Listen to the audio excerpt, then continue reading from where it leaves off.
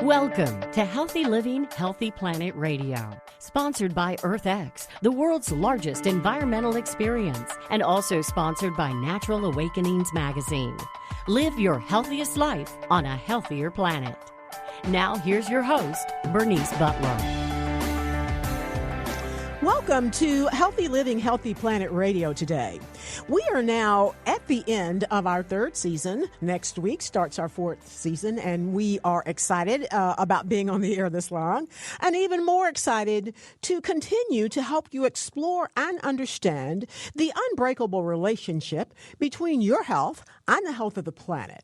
Here we look at the hottest topics related to our environment and its sustainability and how they affect your health and wellness. Here, issues like climate change, plastic pollution, extreme weather events, and others will meet up with everyday impacts like allergies and asthma, digestive issues, gut health, cancers, lung, heart issues, and more. So listen in today as we interview experts for today's show on environmental justice, looking specifically at our children. Our children are our burden bearers, and I like to call them the 83%ers because that's about the percentage of the environmental impacts that lands on them. Now, according to the World Health Organization, reducing environmental risk could prevent 1 in 4 child deaths. In 2012, 1.7 million deaths in children under 5 were attributable to the environment. These included about 570,000 deaths from respiratory infections, about 361,000 deaths from diarrhea, 270,000 from neonatal conditions, and about 200,000 plus from malaria, and 200,000 deaths from unintentional injuries. Now, here's an example, though, of what reduced risk can accomplish. That is the consequences of removal of lead from gasoline alone. Would result in 95%, well, not would, but has resulted in 95% reduction in blood lead levels in children in the U.S., 95% reduction in the incidence of lead poisoning, a 2 to 5 point gain in population IQ, 200 billion annual economic benefit to the U.S. each year since 1980 due to increased economic productivity of a generation of more intelligent children, and aggregate benefit over the past 30 years of approximately $3 trillion. Now, environmental risks have an impact on the health and development of our children, from conception through childhood and adolescence, and also into adulthood. The environment determines a child's future. Early life exposures impact on adult health, as fetal programming and early growth may be altered by environmental risk factors. Adverse environmental conditions and pollution are a major contributor to childhood deaths, illnesses, and disability, particularly in developing countries, but increasingly everywhere. UNICEF says climate change and environmental degradation undermine the rights of every child. Climate change is a direct threat, they say, to a child's ability to survive, grow, and thrive. As extreme weather events such as cyclones and heat waves increase in frequency and ferocity, they threaten children's lives and destroy infrastructure that's critical to their well-being. Floods compromise water and sanitation facilities, leading to diseases such as cholera, to which children are particularly vulnerable. Then there's air pollution. The drivers of air pollution are the same as those of climate change. Approximately 2 billion children live in areas where air pollution levels exceed standards set by the World Health Organization, causing them to breathe toxic air and putting their health and brain development at risk. Every year, over 500,000 children under the age of 5 die from air pollution-related causes, and even more will suffer lasting damage due to their developing brains and lungs. And that's a problem we have here in North Texas, where we have been under the federal clean air non-attainment standards for almost 15 years and counting. Now, children are the least responsible for climate change, yet they will bear the greatest burden of its impacts.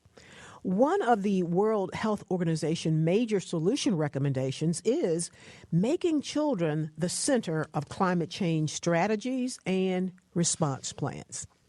Now, analysts at Morgan Stanley said in a note to their investors recently that the movement to not have children, owing to fears over climate change, is growing and impacting fertility rates quicker than in any preceding trend in the field of fertility decline. Some people are choosing not to have children because they fear that doing so will amplify global warming, while others are concerned about extreme weather events that their children may have to endure and its knock-on effects. What we can all understand, if we think about it, is that due to their size, their physiology, their behavior, children are more vulnerable than adults to environmental hazards. Children are more heavily exposed to toxins in proportion to their body weight, and they have many more years of life ahead of them in which they may suffer long-term effects from their early exposures. The evidence of the impact of climate change and air pollution on children is firm and growing, but time is running out fast. Evidence is increasing that toxic chemicals in the environment contribute to causation of disease in children, and there's evidence for environmental causation of childhood cancers from such things as radiation, from solvents, especially benzene, from pesticide exposure, especially prenatal. And there's also evidence of cancer causation from exposure to, I like to say it's the fake sugar that comes in the pink packages, as well as some other issues. But research does show that prevention works. Now, this is a lot, but here today to help us unpack and explore some of this are two experts from different disciplines, but we hope they're going to make us smart like them. Today we have with us Sally Fallon Morrell and James Nolan. Now, Sally Morrell is founding president of the Weston A. Price Foundation, who also is a current sponsor of Healthy Living, Healthy Planet Radio. And the Weston A. Price Foundation is a nonprofit nutrition education foundation that's dedicated to returning nutrient-dense food to American tables. Sally is also founder of a campaign for real milk, which is realmilk.com. And the Real Milk campaign has a goal of universal access to clean raw milk from pasture-fed animals. Sally is also the author of the best-selling cookbook, Nourishing Traditions, the Nourishing Traditions book of baby and child care, Nourishing Broth, Nourishing Fats, and Nourishing Diets. Her latest book is The Contagion Myth. Sally and her husband are owners of P.A. Baldwin Farmstead in southern Maryland, which produces raw cheese and milk from pastured cows, as well as pastured meat and grass-fed poultry and eggs. Welcome, Sally. Did I get all of that right? Yes, you did. Thank you. Thank you very much. Our other guest is James Nolan. James is a community engagement manager for the Western States Pediatric Environmental Health Specialty Unit at the University of California at San Francisco. And they are a unit of the University of California, San Francisco Medical School, and they are a part of a network of pediatric environmental health specialty units across North America. And they're dedicated to providing expertise on the connection between reproductive and children's environmental health and the environment.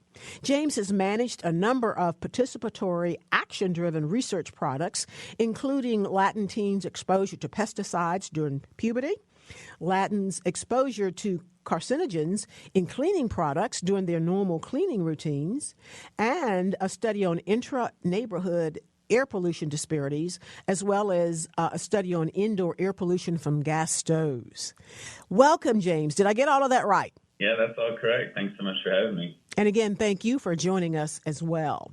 We only have 2 minutes to go before break. So before I really get into everything, and for these last 2 minutes, Sally, something in your bio jumped out at me. What is the book Contagion Myth about? Came out at the beginning of COVID. We challenged the premise that COVID was caused by virus, and that the basic cause was the rollout of 5G and EMF pollution. The epidemiology fits very well. And we go on to outline a healthy diet that can protect you from this environmental hazard, which is EMF, electromagnetic frequencies. Indeed. And we have seen, and there have been a lot of documented health changes from the general populace as a result of COVID. I know we've seen it a lot with our magazine as well as many other places where people are finally getting it, that they have a lot of control over their own health, and that one of the ways to protect themselves is through a strengthened immune system. I just saw a study the other day where Texas is among the top 10 states in the country where people are looking or Googling or doing internet searches for holistic, integrated, and functional health, i.e. ways that they can have some more control over their health, their immune system, and thus their health outcomes. We're going to go ahead and go to break now, after which we will join these two experts to help us really understand how children really are almost at the forefront of environmental justice, in that they really are bearing the burden of our environmental issues. We want to give a shout out now to our sponsors. That is Natural Awakenings, Dallas-Fort Worth Metroplex Magazine, the Green, Healthy, and Sustainable Living Authority for the DFW Metroplex and North Texas communities. Print issues of Natural Awakenings can be found in all Whole Foods markets, natural grocers, central markets, sunflower shops, and many, many other locations, as well as available free for download online at nadallas.com. Our other sponsor is North Haven Gardens, serving the Metroplex since 1951, the most respected horticultural establishment in North Texas, offering gardening and plant education, concierge services, DIY classes, gifts, and more. Check them out at nhg.com. Our other sponsor is Lynn Dental Care, practicing dentistry for over 38 years with a holistic approach looking at the whole body. Specializing in periodontics, Dr. Lynn is board certified by the International Academy of Oral Medicine and Toxicology. Check them out at lynndentalcare.com. And our other sponsor is the Weston A. Price Foundation, based on the research of nutrition pioneer Dr. Weston Price, whose studies established the parameters of human health and determine the optimum characteristics of human diets. The Weston A. Price Foundation is a member-supported organization dedicated to restoring nutrient-dense foods to the modern diet, especially animal fats, through education, scientific research, and activism. It connects local farms with health-conscious consumers. In their third annual conference for 2022 called Wise Traditions, where nearly 1,100 attendees gather for learning, demonstrations, exhibits, impressive speakers, and delicious, nutritious meals that embody the principles of the Weston A. Price Foundation. It's coming up in Knoxville, Tennessee on October 21 through 23. For more information and to register, visit wisetraditions.org. Thank you, sponsors.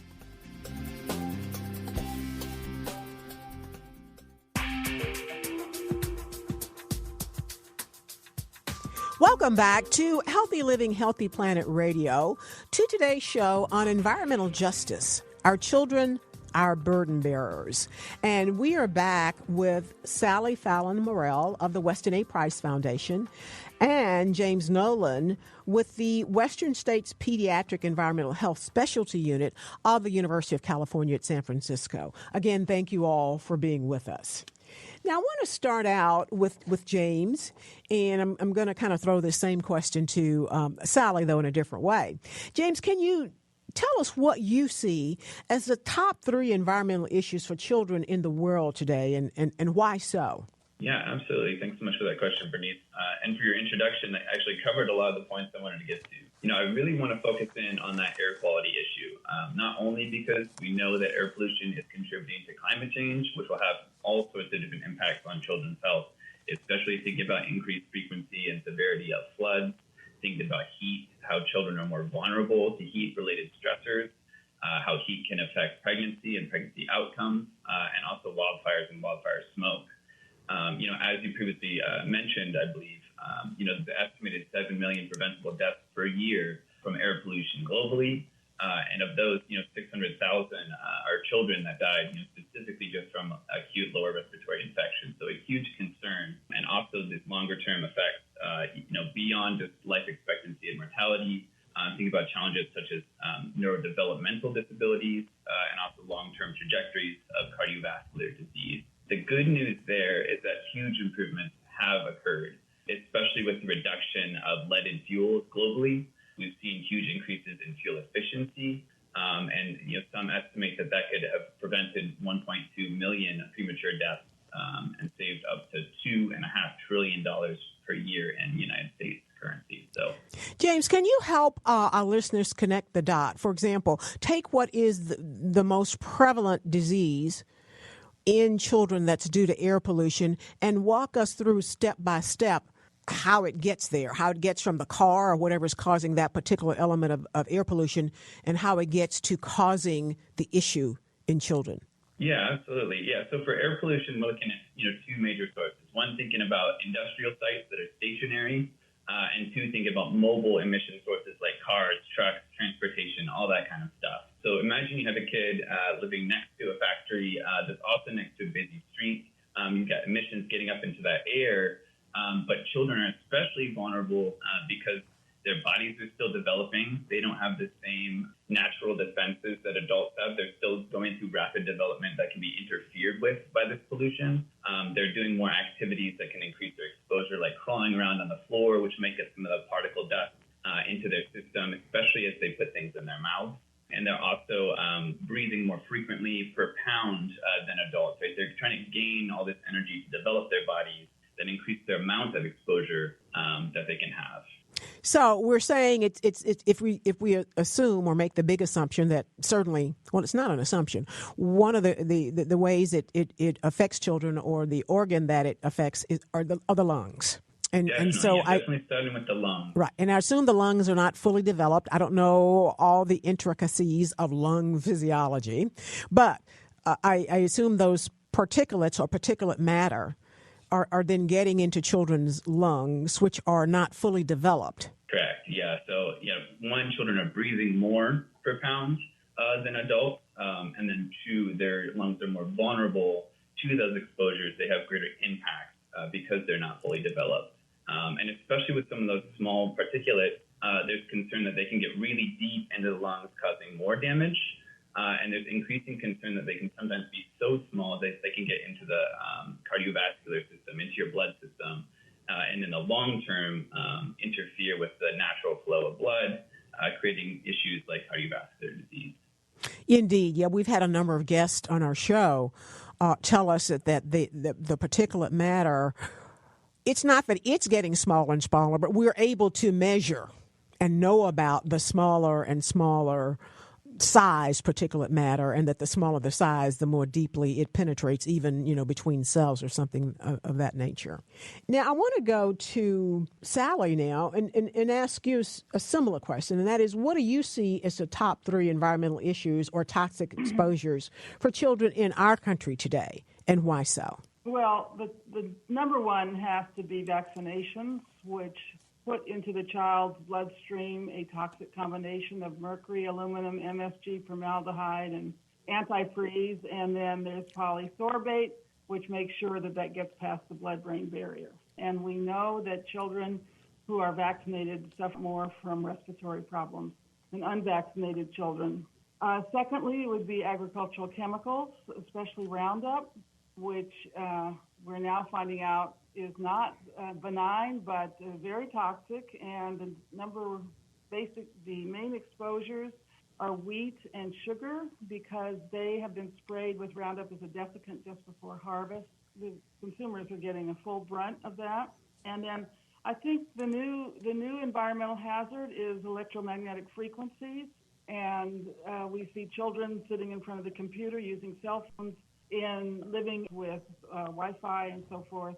And one of our goals has been to teach people how to reduce that load, at least in their own houses. Now, I want to, again, have you, like we did for James, look at one of these issues and connect the dots for our listeners. In other words, how it gets from how that environmental toxin or toxic exposure happens, how then it gets into the child and causes the issue. Let's look at perhaps some agricultural chemicals like Roundup or something, or pesticides. Yeah, the problem with Roundup, and this is just emerging really, is that the glyphosate in Roundup substitutes for glycine. So any enzyme, any process, any tissue that contains glycine is not going to work very well if you're exposed to a lot of Roundup.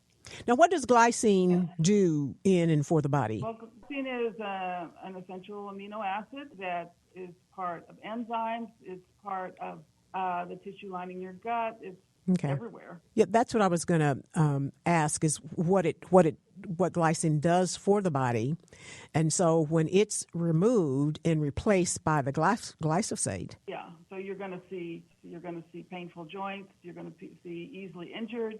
You're going to see digestive problems because you have glycine in the collagen lining the gut.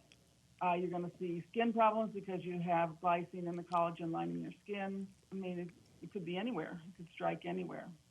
What concerns us is that talk about cleaning up the environment, which we agree we need to clean up the environment, but they never mention agricultural chemicals. And this is I think I was reading the other day that non-organic potatoes have something like 32 chemicals, many of which are known carcinogens. Yeah, indeed. In our show, I think maybe 2 or 3 months ago, we have monthly themes, and our monthly theme was food production and agriculture and land use. And so we did have a lot of discussions in terms of the chemicals and the various toxins that were related to agriculture. And in those shows, we were more so talking about their detrimental effect on the environment as a whole, not even getting to our children. So that really is an area that has to be dealt with. What we try to do at the Weston A. Price Foundation, we have a system of local chapters. Just say you've moved to Santa Clara, California, and you want to find clean food. You call your local chapter, and they will tell you where the farms are, where you can get non-toxic and plant foods. And we really need a whole new food system where people understand that the most important thing for their health and their children's health is clean food and to get it locally. Indeed. Last thing before we go to break, Sally, how do those issues impact, I guess, children differently from other populations and demographics? They're growing, they're smaller, they're more vulnerable, they need more protection. Yeah, of course it would affect children more, although at the same time, these effects are cumulative. So, the child might not show the bad effects until it becomes an adult, because these things do take time to manifest. Yeah, and that's one of the challenges with tracking environmental issues too, even with adults, and that is that the lag time researchers are constantly telling us. We're going to go to break now, and we will be back on the other side with Sally Fallon Morrell from the Weston A. Price Foundation and with James Nolan from the University of California, San Francisco. Thank you all. We'll be right back on the other side.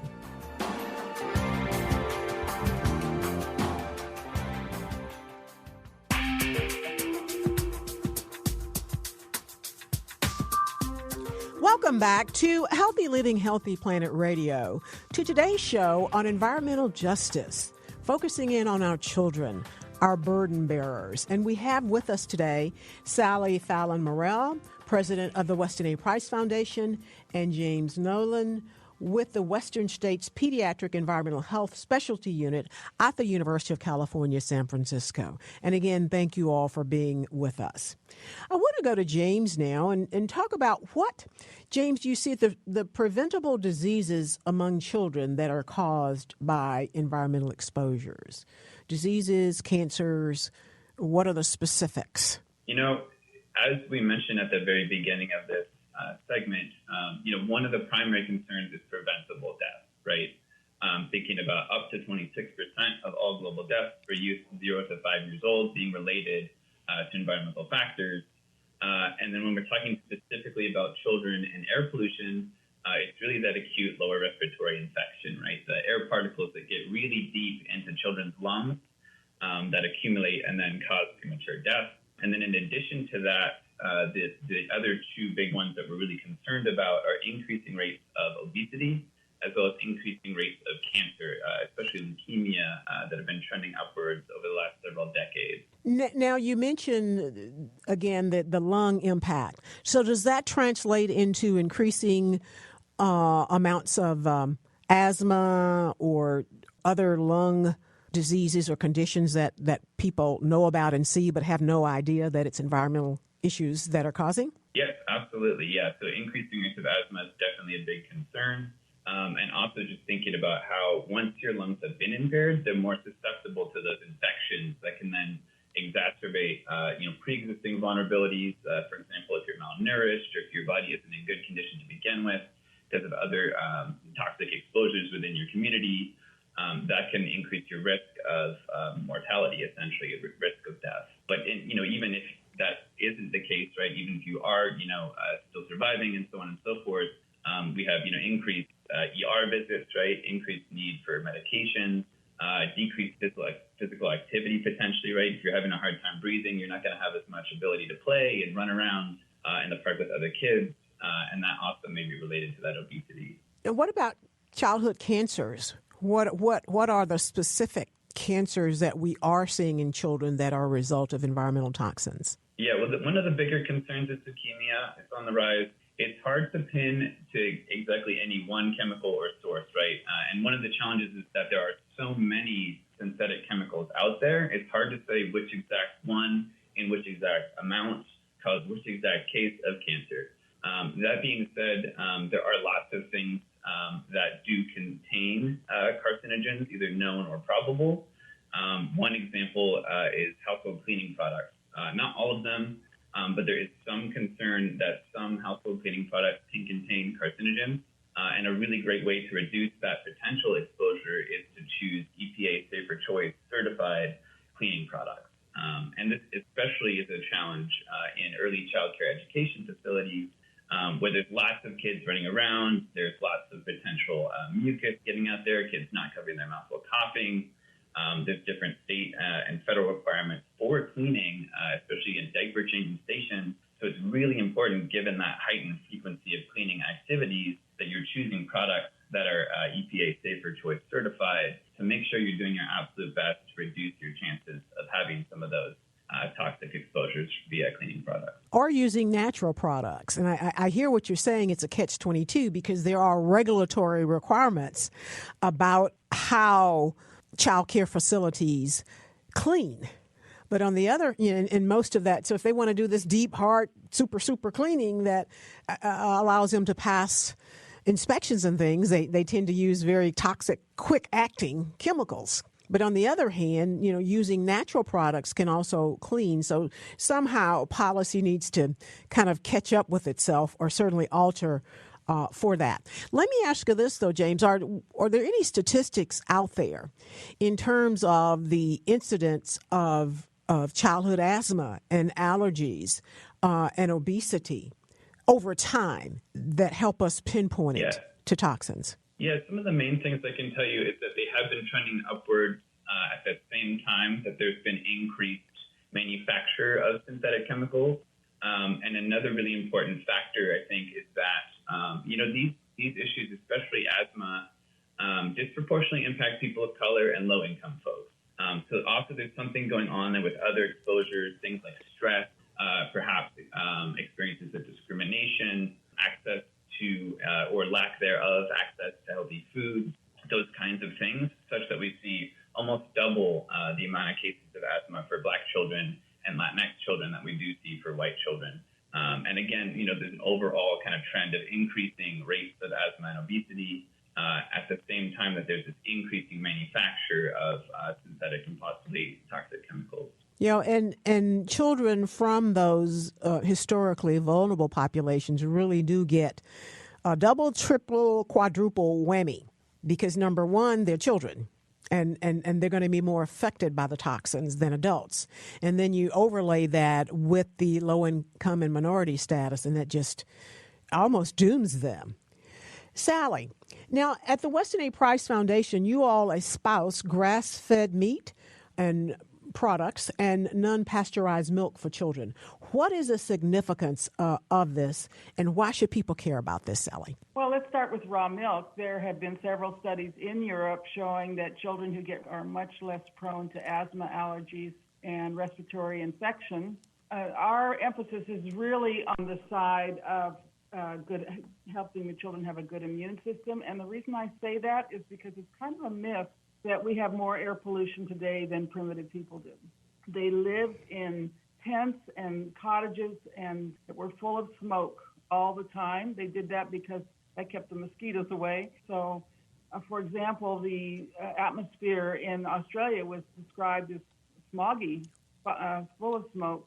But these people did not have lung disease. They did not have respiratory problems. And we believe it is because of their diet was so protective. One example, the lungs require saturated fats or they cannot work. The lung surfactants are made up of two saturated fat molecules. And if they're polyunsaturated or trans fats in there, the lungs will not work. So we put a big emphasis on getting back to animal fats like butter, tallow, lard, and from grass-fed animals. So these animal fats will be rich in fat-soluble vitamins, such as vitamin A. Vitamin A is our number one protection against disease. And then many of the components also are highly protective of just the things we're talking about. So, yes, there's a scale here, a balanced scale. On one side, we want to make things cleaner. And, we actually have made a lot of progress in that respect in cleaning up our gasoline and so forth. But the other side is making us more resilient, more resistant to environmental toxins because they're always going to be there. And they always have been there way back to ancient times. Indeed. And thank you for bringing that point forward, Sally, is that it's two-pronged. Both sides. Right. Yes. And that's really at the heart of our purpose of Healthy Living, Healthy Planet Radio, is to look at the environmental issues and show people the impact on their health so that they will care. And increasingly our guests are telling us, and we're learning, that there's a lot that we can do about it. One, of course, is the side of trying to reduce the environmental impact and issues. And the other side of it is to increase your health resilience. And so that's what really has to be done. And both of them are absolutely necessary because as the point you made, and many of our guests do on every show, is to some degree we can minimize some of these environmental impacts and we can minimize them significantly. But eliminating them is probably something then that may not happen. So again, and I really do think we need to realize just how toxic some of these environments were for healthy primitive people, but they were healthy because their diets were very nutrient dense. They ate the nutrient dense parts of the animal. They ate the fat, the organ meat. The meat was clean and fresh and full of fat-soluble vitamins, which is what we really require to have a high resistance to disease. Indeed, and that is a big movement now, and that is food as medicine. You are what you eat, and it's really, I think, beginning to catch on, and we're beginning to see some behavioral changes, especially as a result of COVID, because I think people felt just totally exposed and they felt like they had no control over things with COVID. And so they finally got it that, again, that healthy immune system is what can protect you from COVID and other issues. So they begin to then focus on what does make my immune system healthy and resilient. And it went back to the movement of food as medicine and you are what you eat. So I'm glad to see that catch on because, again, we can impact that perhaps a little better. I'm not sure quicker, but we can certainly impact that a little better than we can the plants that spew forth smog and other particulates and things like that. We're going to go to break now, and we'll be right back on the other side with these two smart people, and hopefully they'll make us smarter. We want to give a shout out now to our sponsors. That is Natural Awakenings, Dallas-Fort Worth Metroplex Magazine, the Green, Healthy, and Sustainable Living Authority for the DFW Metroplex and North Texas communities. Print issues of Natural Awakenings can be found in all Whole Foods grocers, natural grocers, central markets, sunflower shops, and many, many other locations, as well as available free for download online at nadallas.com. Check them out. Our other sponsor is North Haven Gardens, serving the Metroplex since 1951, the most respected horticultural establishment in North Texas, offering gardening and plant education, concierge services, DIY classes, gifts, and more. Check them out at nhg.com. Our other sponsor is Lynn Dental Care, practicing dentistry for over 38 years with a holistic approach, non-mercury, looking at the whole body. Specializing in periodontics, Dr. Lynn is board certified by the International Academy of Oral Medicine and Toxicology. Check them out at lynndentalcare.com. And our other sponsor is the Weston A. Price Foundation, based on the research of nutrition pioneer Dr. Weston Price, whose studies establish the parameters of human health and determine the optimum characteristics of human diets. The Weston A. Price Foundation is a member-supported organization dedicated to restoring nutrient-dense foods to the modern diet, especially animal fats, through education, scientific research, and activism. The foundation connects local farms with health-conscious consumers, and their annual conference for 2022, called Wise Traditions, where nearly 1,100 attendees gather for learning, demonstrations, exhibits, impressive speakers, and delicious, nutritious meals that embody the principles of the foundation. It's coming up in Knoxville, Tennessee on October 21st through 23rd. For more information and for registration, visit wisetraditions.org. Thank you, sponsors.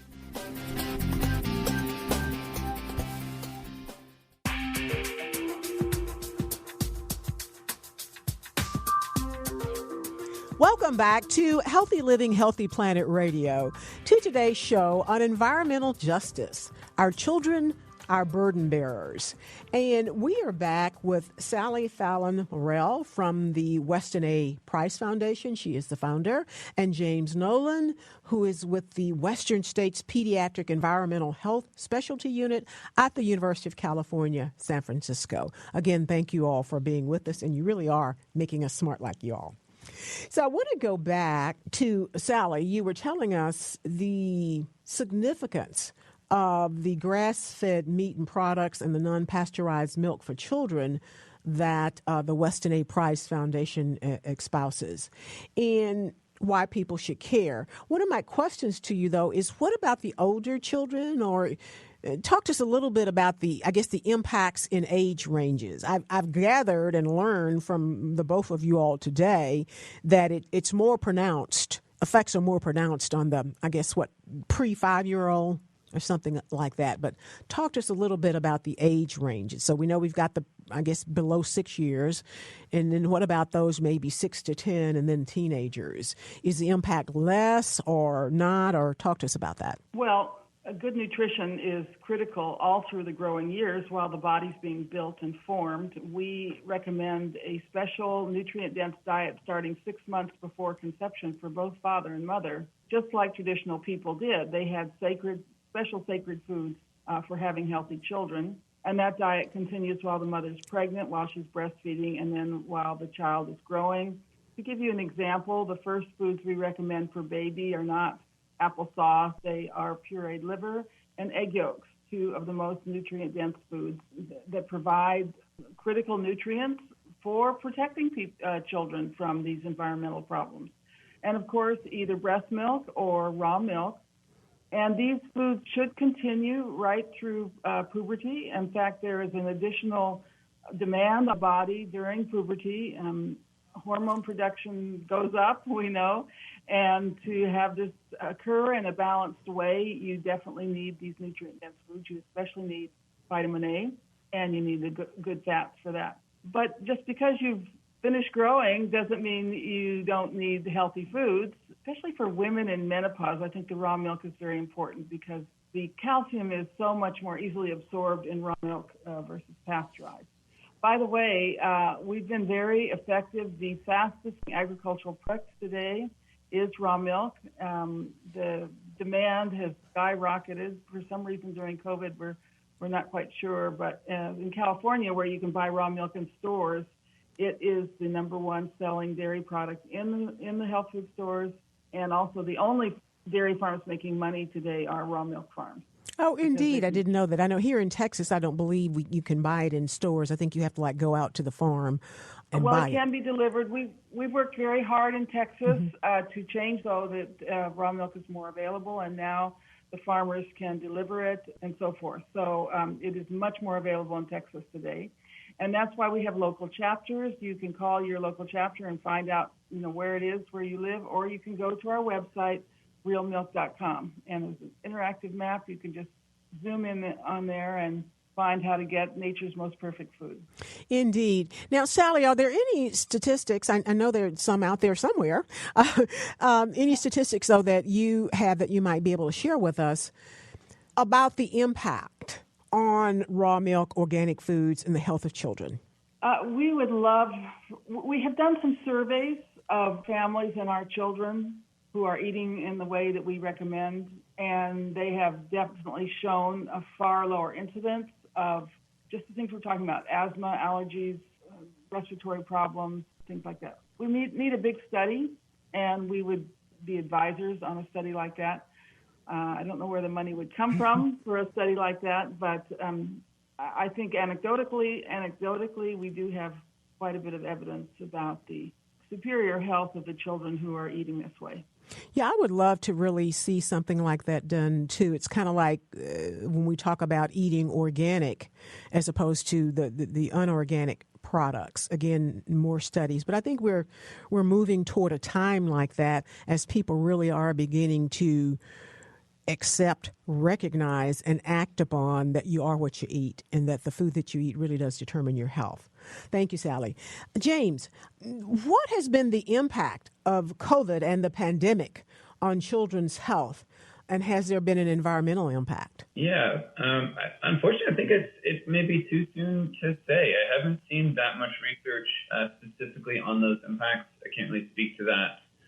What I can say is my concern would be if children are spending extra time indoors, there may be heightened exposures from things like gas stoves, cooking with gas stoves and not using proper ventilation, other kind of sources of air pollution in the home, such as cleaning products that are not EPA Safer Choice certified, things like that. But beyond that, I can't really speak to that question. Indeed, but I'm glad you did bring up that point, especially with cleaning products. I was at my niece's house a year or so ago during COVID, and every night she would wipe down everything with the Clorox. And I told her, let me know when you're going to do this. I'm going to go stand outside because I have a lot of allergies, and strong Clorox bothers those allergies.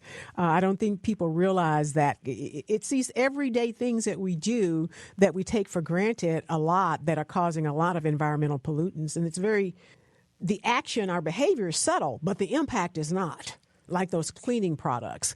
And I shudder to think some of the toxic chemicals that people were using during the COVID pandemic trying to keep clean, and that wasn't the way it really spread it anyway. So yeah, that's correct. There's increasing evidence that suggests it's not a surface transmission disease. And even if one was concerned about disinfecting, say, for example, it was a diaper changing station, there's really great alternatives to bleach, like hydrogen peroxide, which have less known notable health effects. And also, James, what would you say is perhaps the most significant underreported or perhaps under-recognized airborne pollutant that puts our children at risk? Yeah, well, the good news is I think there's really great reporting, at least in my circles, around that PM 2.5 issue, particulate matter 2.5, especially coming from transportation sources like cars and trucks, but also potentially coming from wildfires, wildfire smoke, as well as industrial sites. The good news is that does seem to be in the news a bit, and there's lots of things we can do to reduce those exposures, especially within our own homes and in our schools. Things like having MERV 13 air filters can really reduce the amount of those contaminants in the air.